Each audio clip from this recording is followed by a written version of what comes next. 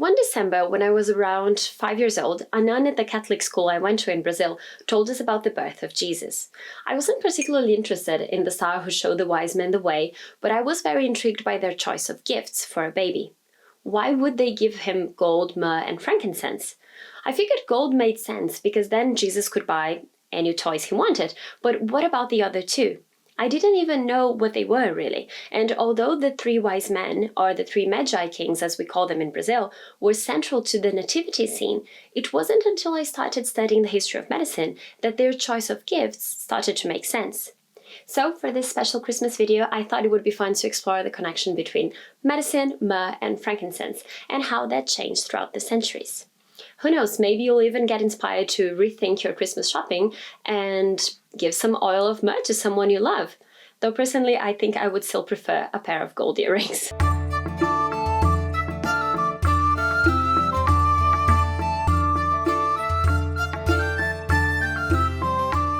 Hello lovely history fans, I'm Dr. Julia Martins and I'm a historian of gender and medicine. I study how the body was understood in the past and how that shapes the present. So let's dive into the wise men's gifts and what they tell us about medicine.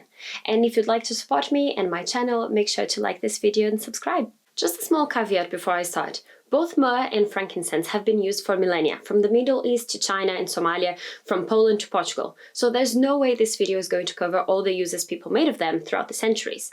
But I'd love it for you to join the conversation in the comments and let me know any other historical examples that may occur to you. Most of us are familiar with the story the nun told me and the other children at school. The three wise men came to see Jesus after his birth, bringing him gifts, as described in the Gospel of Matthew. And when they were come into the house, they saw the young child with Mary his mother, and fell down and worshipped him. And when they had opened their treasures, they presented unto him gifts, gold and frankincense and myrrh.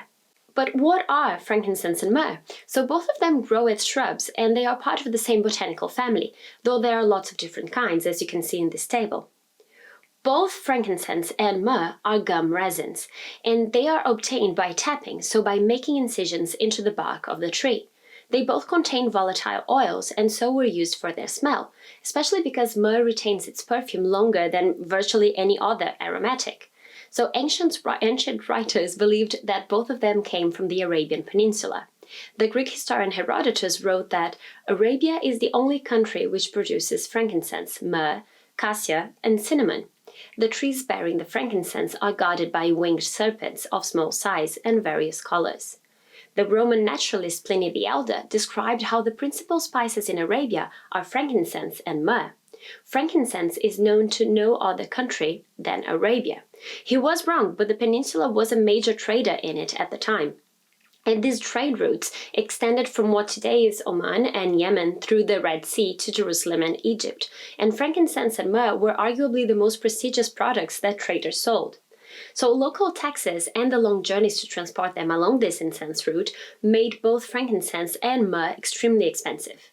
The wise men, or Magi, are described as coming from the East, and so their choice of gifts shouldn't be surprising.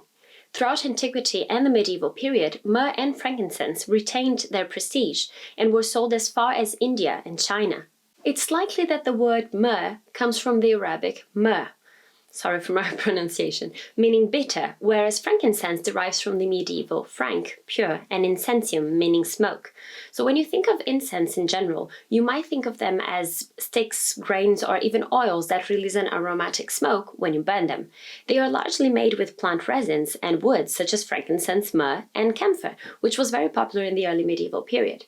But because we tend to associate incense with religious or at least spiritual settings, we can forget their medical use, which has a long and, as I mentioned, global history. The Greek physician Dioscorides, known as the father of pharmacology, wrote in his De Materia Medica about a kind of incense called kifi, which was prepared as an incense that pleases the gods. The priests in Egypt use it lavishly. The Egyptian Ebers Papyrus tells us that both myrrh and frankincense were used to treat wounds and sores, as well as part of the mummification process. Dioscorides also described how it could be mixed with antidotes for poisonings, and it could be given to asthmatics to help them breathe better as well. Myrrh could treat coughs, but also eye infections. The ancient Romans used it in a preparation called mendicium, which treated sore muscles, and as an ingredient in murrha, a scented hair tonic and skin cleanser.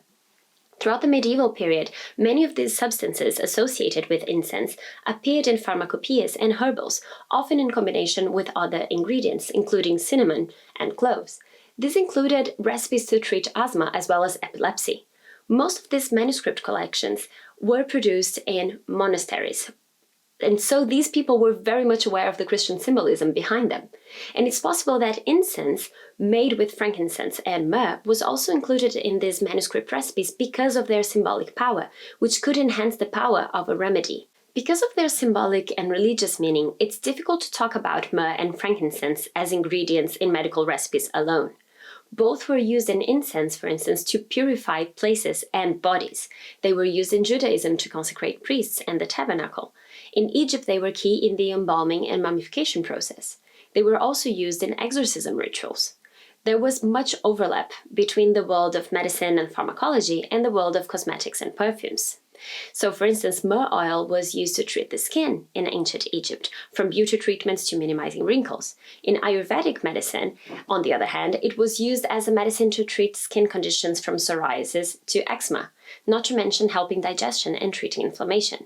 And the same goes for frankincense. The ancient Persians even used it to treat gastritis and stomach ulcers. Having said that, both have then been used for thousands of years, from the ancient Egyptians, Romans, and Greeks to our days, in remedies to treat a variety of ailments.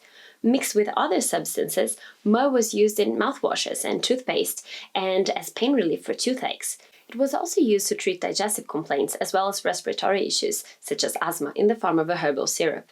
But in the ancient world, it was largely used to treat wounds and infections as well. Not only could myrrh help keep them clean, but it was believed to relieve the pain. Because it helped the skin regenerate, it was widely used on the battlefield. Greek soldiers even took vials of myrrh oil to clean and treat their battle wounds and help stem the flow of blood. Myrrh and frankincense eventually were sold in China, and their use was similar in traditional Chinese medicine. Besides pain relief, myrrh oil was believed to improve blood circulation. And along with myrrh, frankincense was also used, both topically and orally. It was believed to treat deafness, strokes, and irregular or painful periods, which makes sense as frankincense was associated with improving blood circulation as well. Much of this continued into the medieval period.